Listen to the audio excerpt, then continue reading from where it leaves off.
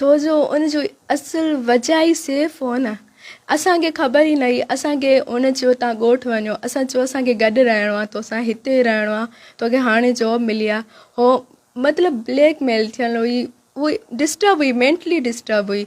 हुनखे केरु ब्लैकमेल कंदो, हू चए पई बसि तव्हां ॻोठु वञो, तूं मुंहिंजा मसइला न सम्झंदी आहे, तूं फ़िलहालु ॻोठु वञ, पोइ तव्हां अचिजो। मां चयो मां न वेंदमि। चए पई तूं ॻोठु वञ, ऐं हुनखे फ्लैट ई जतो ई वठी ॾिनो, एग्रीमेंट पाण कराई, जतो ई जो कज़न इन्हनि पाण में मिली करे पैसा बि ॾिना। हुन ॾे पैसा बि न हुआ, हुनखे नौकिरी हाणे मिली हुई।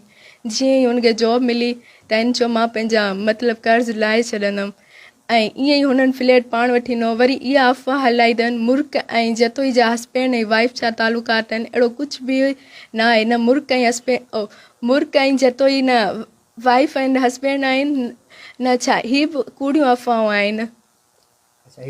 ही अॻु जो आहे, जॾहिं जश्न लतीफ़ थियो न तॾहिं जूं ॻाल्हियूं आहिनि। तॾहिं मुर्क मतिलबु मेंटली डिस्टर्ब हुई, ऐं तॾहिं माना हुन जश्न लतीफ़ कैंसिल करण जी ॻाल्हि कई, तॾहिं रोए पई, मूंखे चई बसि मां कैंसिल थी कयां। ऐं ही फेसबुक ते पोस्टूं बि हली चुकियूं हुयूं त जश्न लतीफ़ असां कैंसिल कंदासीं। पोइ असां सम्झायो हुनखे, हू वरी जश्न लतीफ़ ॾे वई, उन जश्न लतीफ़ खे कयो।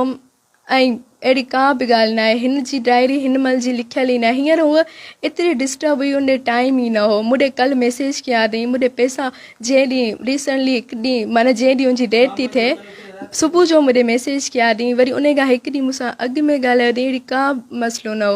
मूंसां ॻाल्हाईंदी, थोरी बि ॻाल्हि हूंदी न उते मूंखे ॿुधाईंदी हुई। हिन खे कुझु करिणो हूंदो न, सभ खां पहिरियां मूंखे ॿुधाईंदी हुई। पर अहिड़ी का बि ॻाल्हि न हुई, हुनखे हथ सां मारियो वियो आहे। इंसाफ़ खपे असांखे। मज़ीद ख़बरनि ऐं तफ़सीलात लाइ विज़िट कयो असांजी वेबसाइट www.awamiNewsHD.com ऐं ॾिसंदा रहो अवामी न्यूज़ HD।